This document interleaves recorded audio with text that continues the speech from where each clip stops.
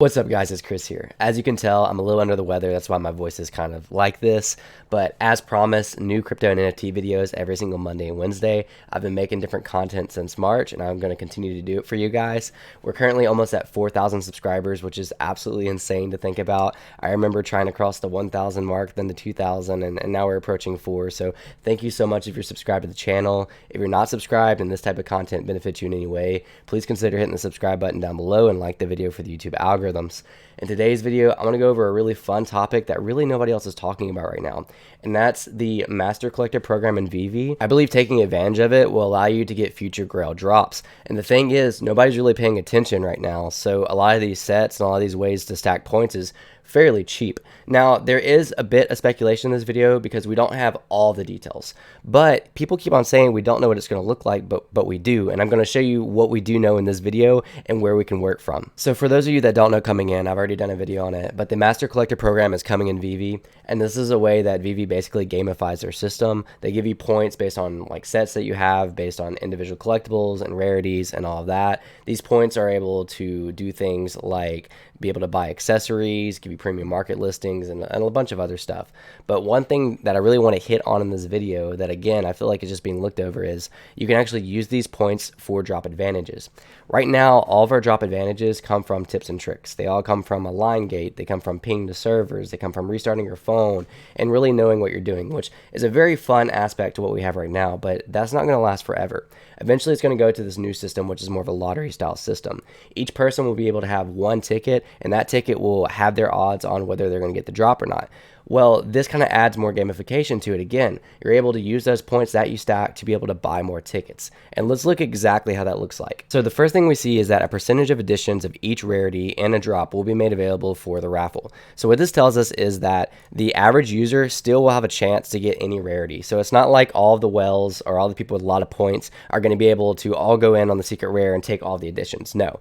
There's a percentage of each that will allow for these drop raffle participants.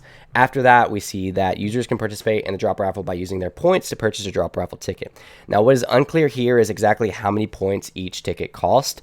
We don't want it to be too low because then it kind of loses value, but if it's too high, then it'll only be in the reach of whales. So I hope that they find a happy medium for this as everybody gets one free ticket. Hopefully these extra tickets will cost a decent amount, but we won't get priced out on them as far as points go. And then of course we see the more tickets a collector has relative to the drop raffle participants, the greater the chances of success.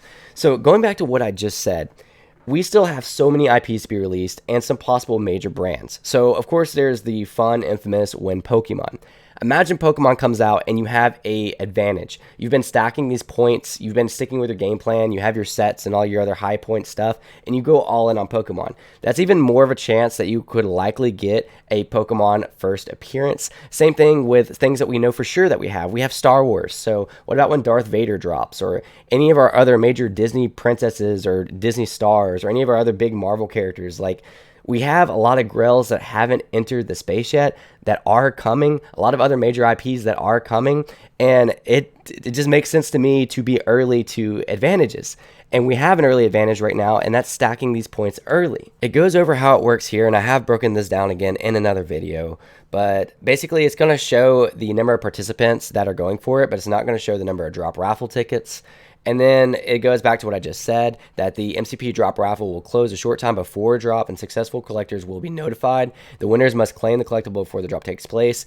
So you're going to be able to set aside your collectible and say, okay, I for sure want that. You're going to pay the gems before the drop, and then you're guaranteed to be able to buy the drop. That is significant. We're talking about Grails. We're talking about drops that you just really want. If you stack these points now and you stack these points later, then you'll be able to have a chance to be able to get these. Yes, it's still a lottery. It's still a gamble, but don't you want your odds to be a little bit greater? The reason that I think that this is a little bit contrary to a lot of other things that you're seeing online is that I've seen all over the place of people selling all their sets and so many collectibles to go all in on blue chips, to go all in Grails.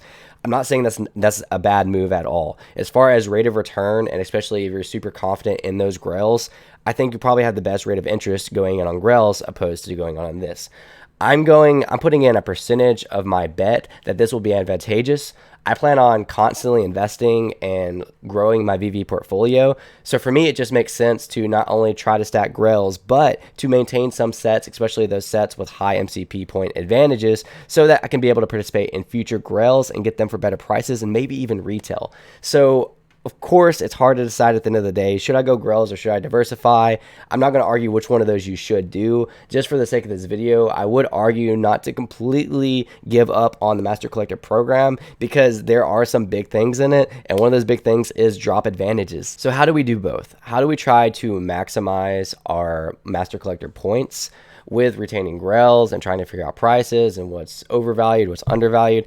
Well, I'm going to try to break that down for you as best as I can using one of my good friends' resources in this video. So you've probably heard of him on Twitter or on his own Facebook group. He goes by Cherry Charts, and his subscription is really useful because you're able to see the prices, the highs and lows of collectibles, have market cap breakdowns, and he has an MCP point maximizer, which shows you the total points and how much it costs you to get these sets, which is extremely valuable, particularly for what I'm about to show you in this video.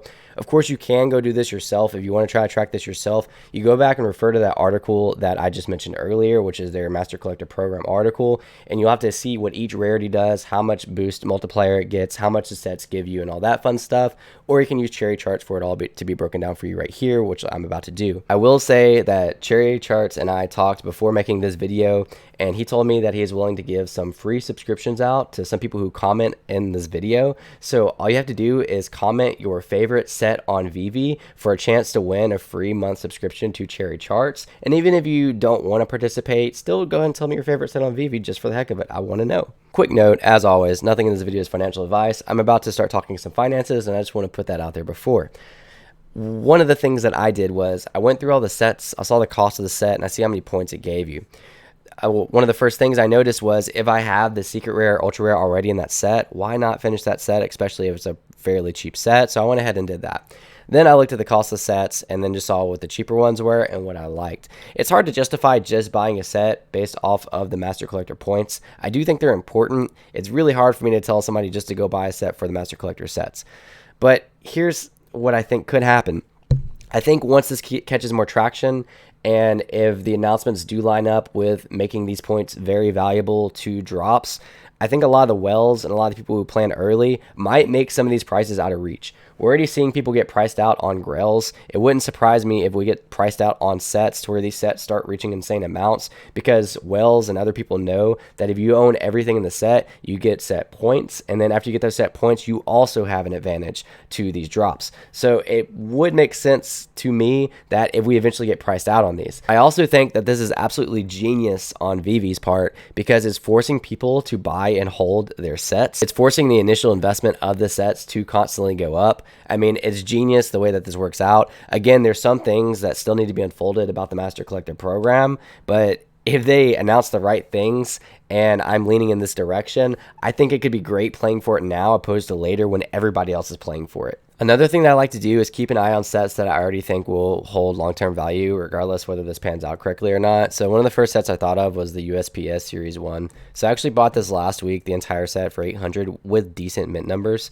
And before I did that, I went ahead and went to the multi-charts feature in this, and I pulled up the Day of the Dead Mother and compared it with the rest of the things that were booming at the time. And what I noticed, you'll see the Day of the Dead Mother is in red at 568. I noticed that we had an all-time high of 740, and I think it actually went above that. I'm not too entirely sure. And when I checked at the time, it was actually at this low of 590. I think I actually bought mine for like 560. So being as we retraced from the all-time high and that this was the first ever United States Postal Office NFT, it just made sense to me that this would be a great set to snag. I've been eyeing it for a long time, so I went ahead and pulled the trigger.